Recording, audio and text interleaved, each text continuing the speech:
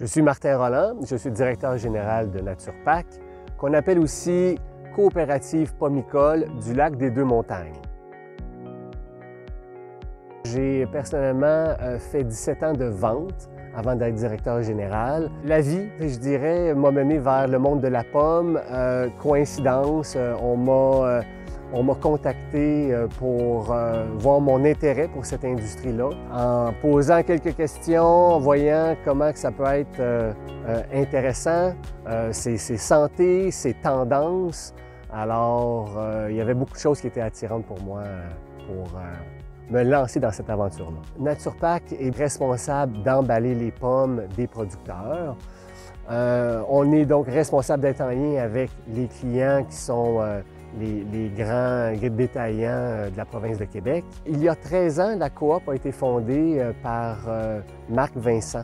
Et puis, il achetait les pommes des producteurs des environs. Alors, ils ont voulu se réunir, se rassembler. En rassemblant ces forces-là, ils ont réussi à acheter une usine d'emballage de pommes et qui a déjà des bonnes parts de marché au Québec dans des joueurs importants, chez des détaillants importants de la province de Québec.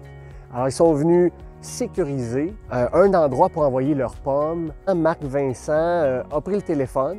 Dans la province de Québec, il y a environ 400 pommiculteurs. Il a réussi donc à en convaincre 21, comme quoi c'était bénéfique pour eux de rassembler leurs forces, leur volume pour acheter une usine qui était quand même en bon état avec de la belle technologie.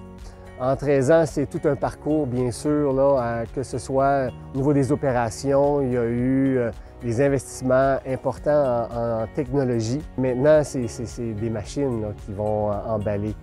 Si NaturePac a une bonne année, les bénéfices sont réintégrés dans la compagnie. On fait toujours des investissements, que ce soit en productivité, en automatisation, en camions. On a mis en place une deuxième usine pour les pommes biologiques.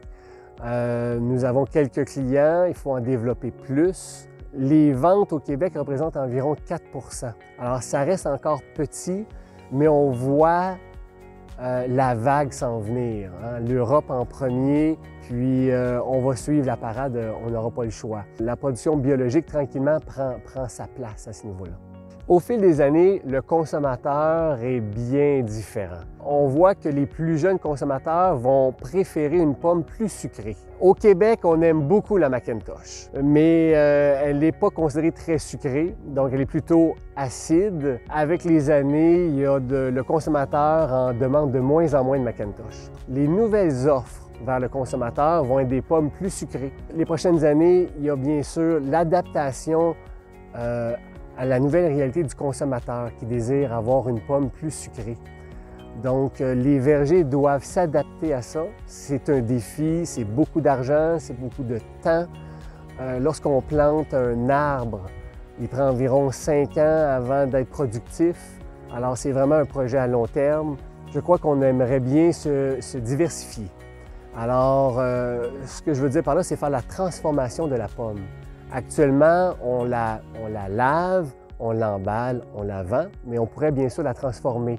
Le cidre, le mou, la compote, le jus de pomme, les quartiers pour faire de la tarte, par exemple, des cubes de pommes. Alors, tout ça existe. Je pense qu'un projet vraiment le fun, fou, ça serait de créer une méga coop.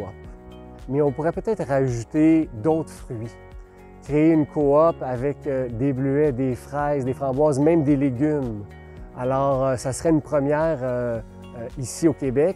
Je connais un exemple comme ça aux États-Unis, puis j'aimerais ça créer quelque chose du genre. Alors, NaturePac, c'est une super entreprise, 25 employés dédiés, on aime ce que l'on fait. On est là pour supporter les 15 propriétaires.